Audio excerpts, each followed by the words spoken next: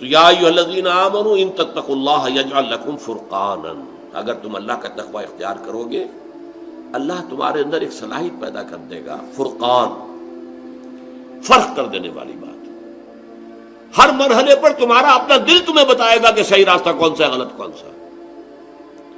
تمہارا دل بتائے گا کہ یہ غلط ہے، یہ صحیح ہے۔ بعض معاملات میں حضور سے جب لوگ سوال کرتے تھے آپ جواب دیتے تھے استفت قلبک، اپنے دل سے فتویٰ مانگ لو بھائی، تمہارا دل بتا دے گا کہ یہ صحیح ہے یا غلط ہے۔ لیکن یہ کس کا دل؟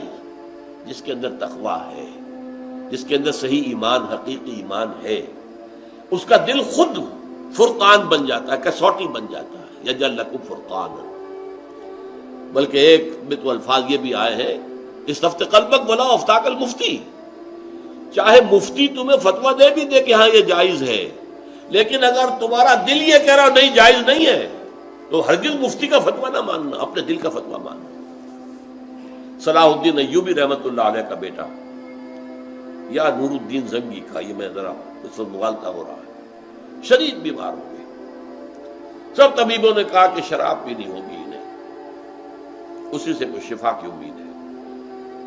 ان کے سامنے کہا گیا یہ تو حرام ہے۔ حنفی فتوی مفتی کا فتویٰ لا کے رکھ دیا گیا، جان بچانے کے لیے جائز ہے، کہ ہو سکتا ہے دوسرے جو ہیں ان کے نزدیک جائز نہ ہو۔ چاروں فقہیں جو تھیں حنفی، مالکی، شافعی، حنبلی، سب کے مفتیوں کے فتوے لا کر رکھ دیے، دیکھیے سب کہہ رہے ہیں جائز ہے۔ چاروں کو بلا لیا،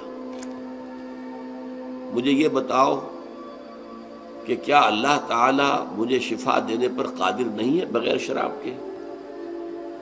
نہیں جی نہیں، اللہ تو قادر ہے۔ اور کیا اللہ اگر شفا نہ چاہتا ہو تو کیا اس شراب سے شفا ہو جائے گی؟ کہ نہیں نہیں نہیں، یہ تو نہیں۔ تو اٹھاؤ اپنے فتوے اور دفع ہو جاؤ۔